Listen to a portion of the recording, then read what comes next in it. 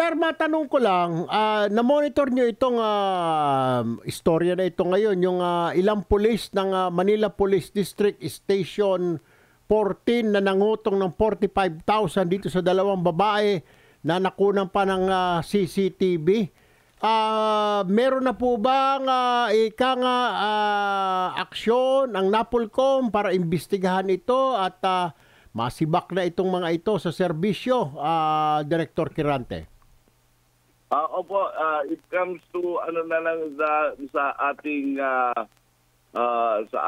opisina at may report po na isinabit ang kagawaran ng kapulisan ng Maynila tungkol dito po sa kanilang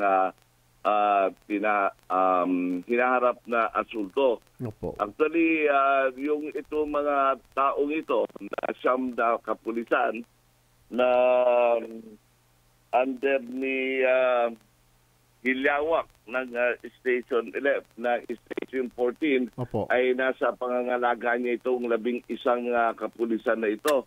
At ito po ay disarmado at ito ay nananatiling nasa kustiya at hindi umaalis ng Station 14 po. Habang piniprepare po nila yung deeper investigation at inaalam, dahil alam niyo naman po, dumadaan ng bawat isa sa tamang proseso. Tama. Alam mo, Director, ang hindi ko po maintindihan, 45,000, 11 kayo, pag dinivide mo yan, parang 4,000, sisirain mo ang iyong career, sisirain mo kung ilang taon na ikaw nagsiservisyo. Di po ba? Parang, ewan ko, hindi ko maintindihan anong tumatakbo sa utak ng mga ito. Wala po bang mga parang refresher course lagi na ibinibigay ang PNP sa mga tauhan na ito, tauhan nila, Director Quirante? Actually, meron po yung mga refresher course pertaining to diyan sa mga ganyan kinakaharap ng ating kapulisan. Dumadaan sila sa series ng training tungkol sa paghawak at pag-aaral ng paghuli nitong illegal drugs. Opo. At dumidepende lang sa taong kumukuha ng ganyang kurso kung ito ay sa kanilang isinasa puso. Alam niyo naman po, by culture, ang ibang kapulisan natin ay very relaxed sa mga ganyan at through experience, Opo. parang tinitake for granted na nila at sinasabi na alam na nila yung mga bagay na gano'n. Kaya kapag nandiyan na sila sa operation na ganyan, sumasalto. Na dapat yan ay nasa pangangalaga at kontrolado ng kanilang supervisor or even the station commander na prior to jump off to the operation, series of tinatawag na briefing, debriefing ang kanilang dapat isagawa. At chinecheck yung kung tama yung kanilang mga dokumento na nadala-dala o tama yung proseso isasagawa nila. Director Quirante, if I'm not, correct me if I'm wrong, nakita na ho tayo dati, ba? Nag-cover na ho ako. Dati ho kayo sa Caloocan, di po ba? If I'm not mistaken. Hindi po. Dati po akong pulis Maynila at matagal po ako sa pulis sa kapulisan ng Maynila at naging chief of police po ako ng Tagaytay. Ayun. At nagkasama po tayo sa headquarters ng MPD. Station 5. Ayun. Kaya, ayun, naalala ko na. Station 5 pala. Anyway, di po ba, one last question for me, from me, Colonel Director Quirante. Di po ba isa sa mga reason na tinaasan ni dating Pangulong Duterte ang sweldo ng mga kapulisan ay para maiwasan na raw itong kotong, etc., etc. Pero bakit parang tila kulang pa at parang bumabalik na naman sa dating gawi itong mga pulis po natin ngayon? Hindi naman lahat, pero bumabalik muli ang ilan sa mga kalokohan, Director Quirante. Maaaring isa sa mga dahilan ay ang lifestyle check. Lifestyle ng kapulisan natin.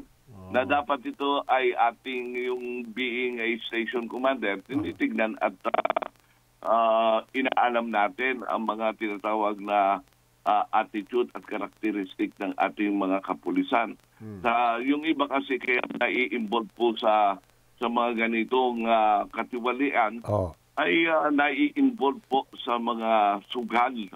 Kaya nga mariin at tahasang pinagbabawal sa kapulisan ang mag-engage sa mga illegal na gambling, yung mga gambling natin. Yung mga talpak na ganyan, yung ating sugal na mga pusoy-pusoy sa yung mga itabong. Kaya nga dapat bantayan po ng ating mga pamunuan. Pero ang iba yata, Director Quirante, correct me if I'm wrong, dahil may marami tayong mga kaibigan dyan. Mukhang may asawa na, may 4 pa na girlfriend. Kailangan sustintuhan din yung 4 na girlfriend. Isa sa mga dahilan po yan, di ba? Maaring ganun pong dahilan. Alam niyo naman po ang kapulisan kapag naka-uniforme na talagang magagandang lalaki. Nabibighani yung ating mga kababaihan kung nakakita sila na isang matikas sa pulis. Pero dapat, yun naman po ay hindi tinotolerate. At kapag ito ay hinain ang demanda dito sa NAPOLCOM, ay binibigyan natin ng pansin ito at sinasabihan at base sa mga dami ng kanilang mga girlfriend na ito ay napaparusahan po. Kaya nga hindi ko na lang tinuloy yung balak kong maging pulis dati. Sir, ayoko ng ganyan. Si Cecil, may, pero si Cecil naman, ang boyfriend niya, 2-3 pulis. Muntik nag-draw sa Southern Police District dati. Tatlong baligtad siya yung may 3 boyfriend. Hindi na to love triangle, parang square na. Love square, Director Quirante. But anyway, sir, follow up ko lang. So, ano ho mangyayari dito? Ito ba'y masisibak? At saka yung hindi pa nga nare-resolve yung mga nakatakas na mga preso doon sa Station 1. Dagdagan na naman ang problema ng Station 4. Ito ba'y masisibak itong mga ito? Lalo na itong mga nangungutong. Kasi yung mga natakasan, natulog lang.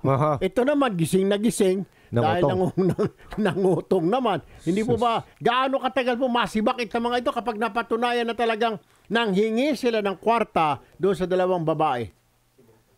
Ito po ay mag-undergo ng mga proseso sa pre-charge o summary hearing lang. Meron lang silang 60 days. At tiyak kung matibay ang ating tinatawag na ebidensya laban sa mga kapulisan. At ito ay hindi naman tinotolerate ng pamunuan ng Manila Police District, lalo na ang National Police Commission, na itong mga ganitong pulis ay hindi na kailangan sa organisasyon. At tiyak kung ito ay kumpleto ang ebidensya na maihahain laban sa kanila at wala silang magandang depensa para dito, talagang siguradong sipak itong mga pulis na ito. Okay, maraming salamat sa inyong oras. NAPOLCOM NCR Assistant Regional Director Ferdinand Quirante. Maraming salamat po. Yes, sir. Nandito po ang inyong Assistant Regional Director para sa kapulisan natin na kung ano lang po yung ating pinag-uutos ng ating pamahalaan, ang ating namumuno ng Philippine National Police down dyan sa district level.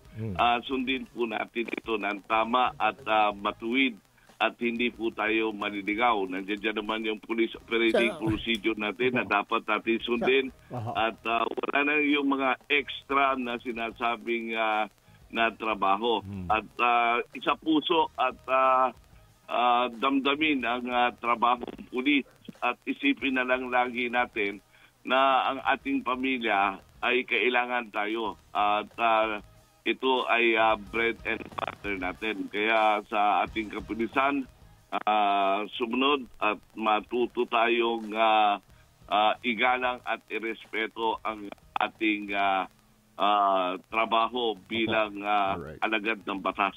Alright. Salamat po.